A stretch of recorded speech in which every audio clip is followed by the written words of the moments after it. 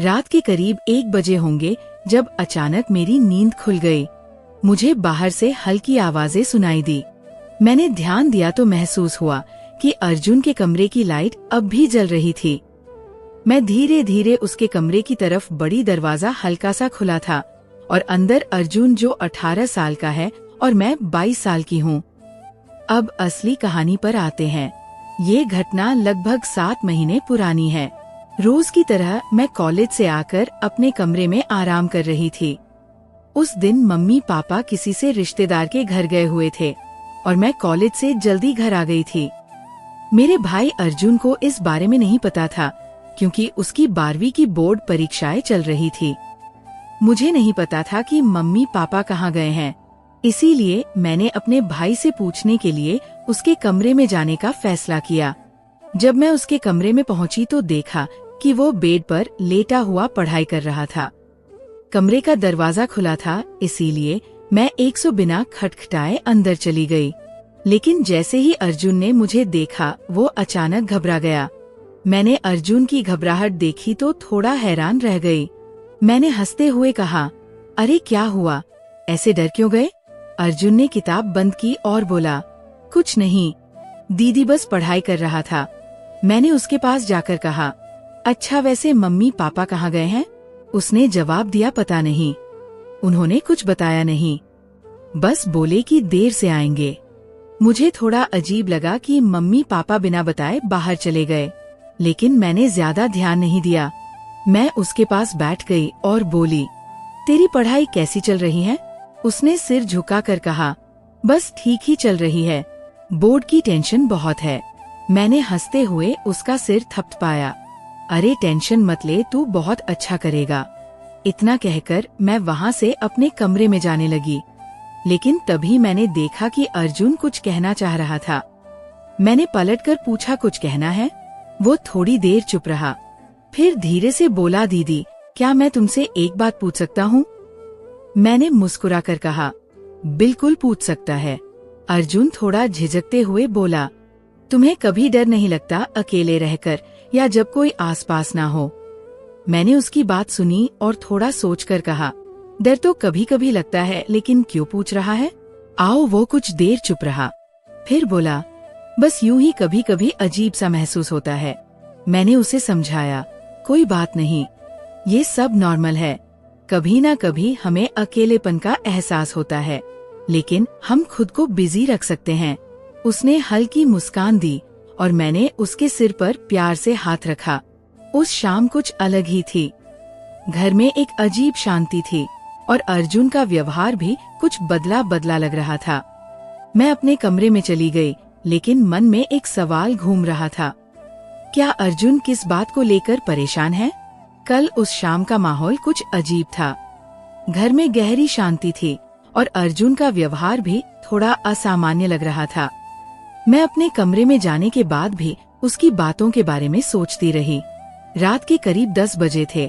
Mummy papa अभी भी घर नहीं लौटे थे।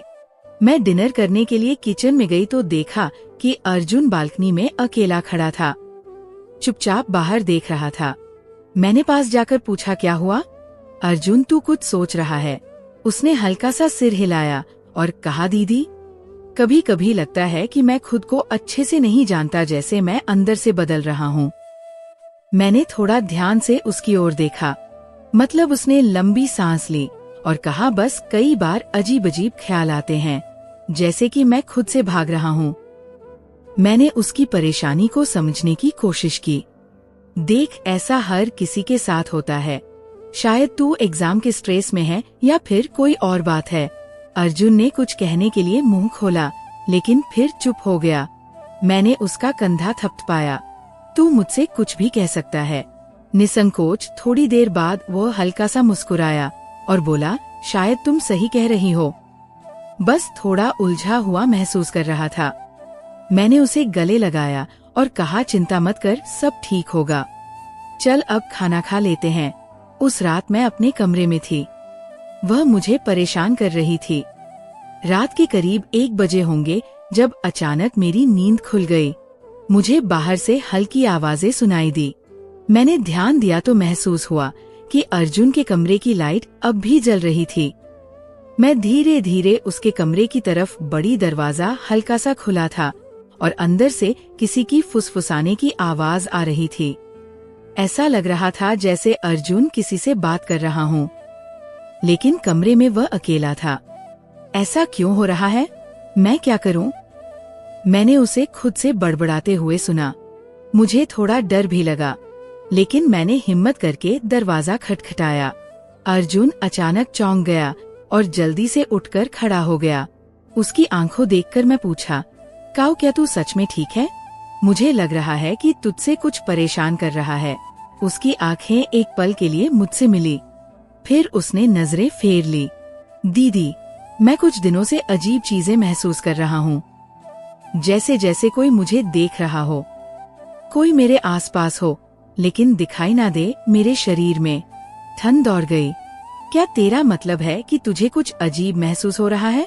वह धीरे से सिर हिलाकर बोला, हाँ, और ये सब कुछ महीनों से हो रहा है, लेकिन अब यह और ज्यादा बढ़ गया है। मैं एक पल के लिए चुप हो गई। अब मामला सिर्फ उसकी चिंता या स्ट्रेस का नहीं था, कुछ और था, कुछ ऐसा जिसे समझना जरूरी था। क्या अर्जुन की अनजाने डर से जूझ रहा था, या फिर सच में कोई रहस्य उसके आसपास था? अर्जुन की बातों ने मुझे पूरी तरह से चौंका दिया था। अगर वो सच में ऐसा महसूस कर रहा था, तो ये कोई मामूली बात नहीं हो सकती थी। मैंने उसके चेहरे को ध्यान से देखा। उसकी आंखों में एक गहरी घबराहट और मार डर था। अर्जुन, तुम ठीक से बताओ, ये सब कब से हो रहा है? मैंने धीरे से पूछा। वो कुछ देर तक चुप रहा, जैसे कि डर से जूझ रहा हो। फिर उसने धीरे से कहा, ये सब तब से हो रहा है जब मम्मी पापा ने हमारी पुरानी अलमारी को बाहर निकाला था। उस अलमारी में पुराने जमाने के साथ एक पुराना डायरी भी था, और वो डायरी मुझे कुछ अजीब सा महसूस कराती है। मैं हैरान होकर बोली, डायरी? क्या तुम मुझसे बताओगे, क्या उस डायरी में था? अर्जुन ने नजरें झुकाकर कहा। जब मैंने वो डायरी खोली तो उसके पन्नों में कुछ अजीब से शब्द लिखे थे।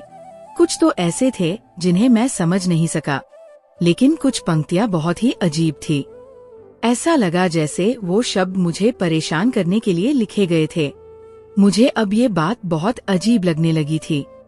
क्या सच में कोई ऐसी चीज थी जो अर्जुन को मानसिक तौर पर प्रभावित कर रही थी? हाँ, मैंने सोचा कि इस बारे में मम्मी पापा से बात की जाए, लेकिन अर्जुन ने मुझसे सती से कहा, दीदी, अगर तुमने मम्मी पापा से ये बात की तो मुझे नहीं पता क्या होगा। मुझे लगता है कि ये सब मुझे अकेले ही हल करना पड़ेगा।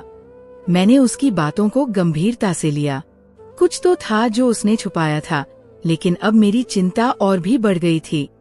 मैंने अर्जुन से कहा, ठीक है, लेकिन हमें इस डायरी को खोजना होगा। ये सिर्फ तुम्हारे लिए नहीं, पूरे परिवार के लिए खतरनाक हो सकता है। उसकी आंखों में एक नई उम्मीद थी, लेकिन साथ ही एक डर भी। तुम सही कह रही हो दीदी, लेकिन हमें ये सब जल्द ही खत्म करना होगा। हम दोनों धीरे धीरे डायरी की तलाश में जुट गए। मैं अर्जुन के कमरे में गई और पुरानी अलमारी की ओर देखा। दरवाजे के पीछे छिपी हुई वो डायरी अब मुझे भी डरावनी लगने लगी थी। आखिरकार अलमारी का दरवाजा खोलते हुए मैंने वो डायरी ढूंढ निकाली। उसके ऊपर धूल जमी हुई थी और वो इतनी पुरानी लग रही थी कि ऐसा लग रहा था जैसे वह किसी और समय से आई हो। अर्जुन ने धीरे से कहा, ये वही डायरी है। मैंने उसे खोलने का फैसला किया, लेकिन जैसे ही उसके पन्ने खोले, कमरे में एक अजीब ठंडक महसूस हुई। डायरी के पन्नों पर वही अजीब शब्द लिखे हुए थे, लेकिन अब मुझे समझ में आ रहा था कि ये कुछ और ही था। ये कि डायरी का प्रकार का श्राप या चेतावनी लग रही थी। एक पन्ने पर लिखा था, जो ये पढ़ेगा उसे घेर लेगा अंधेरा। ये रहस्य केवल उस व्यक्ति को सच्चाई दिखाएगा जो इसे ढूंढने की हिम्मत करेगा। अर्जुन और मैंने एक दूसरे को देखा। क्या ये सच में हो रहा है? मैंने हकलाते हुए पूछा। अर्जुन ने एक दूसरे को देखा। क्या ये सच में हो रहा है? मैंने हकलाते हुए पूछा। अर्जुन ने गहरी सांस ली। हमें अब सच्चाई जानी होगी। हम दोनों ने डरी हुई निगाहों से एक दूसरे को देखा। वो डायरी अब हमें जैसे एक भारी बोझ जैसी लग रही थी। जैसे खतरनाक रास्ते पर कदम रखने जा रहे थे। अर्जुन ने धीरे से कहा, ये सब कुछ बहुत अजीब है। दीदी, क्या अगर ये सच है? क्या अगर ये सब हम पर असर डालने वाला है? मैंने उसे शांत करने की कोशिश की। हम सिर्फ समझने की कोशिश कर रहे हैं। अर्जुन, अगर ये सच है तो हम उसे बदल सकते हैं। लेकिन तभी जैसे ही हमने डायरी के अगले पन्ने को पलटा, अचानक कमरे की लाइटें मध्यम हो गई। कमरे में एक अजीब ठंडक बढ़ने लगी। दोनों की धड़कनें तेज हो गई। अर्जुन डर के मारे मेरे पास आकर खड़ा हो गया। ये क्या हो रहा है? उसने कांपते हुए पूछा। मैंने डरते हुए कहा, मुझे लगता है कि हम कुछ ऐसा जानने वाले हैं जो हमें नहीं जानना चाहिए था। डायरी का अगला पन्ना एक खौफनाक चित्र से भरा हुआ था। यह चित्र एक अंधेरे गुफा का था जिसमें एक दुष्ट छाया दिख रही थी। उसके नीचे लिखा था, जो इस गुफा के अंदर जाएगा वह कभी बाहर नहीं आ पाएगा। हम दोनों की सांसें रुक गई। क्या ये गुफा सच में कही थी? क्या हमें इस बारे में और जानने की कोशिश करनी चाहिए थी? अर्जुन घबराया हुआ बोला कि ये तो बहुत खतरनाक लग रहा है। हमें इसे बंद कर देना चाहिए और मम्मी पापा को बताना चाहिए। मैंने उसके कंधे पर हाथ रखा और कहा, नहीं अर्जुन, अब हम पीछे नहीं हट सकते। हम सिर्फ इस रहस्य को स्काई ने कहा, हमें गुफा का पता लगाना होगा। अगर हमें सच्चाई जाननी है तो ये हमारी आखिरी उम्मीद हो सकती है।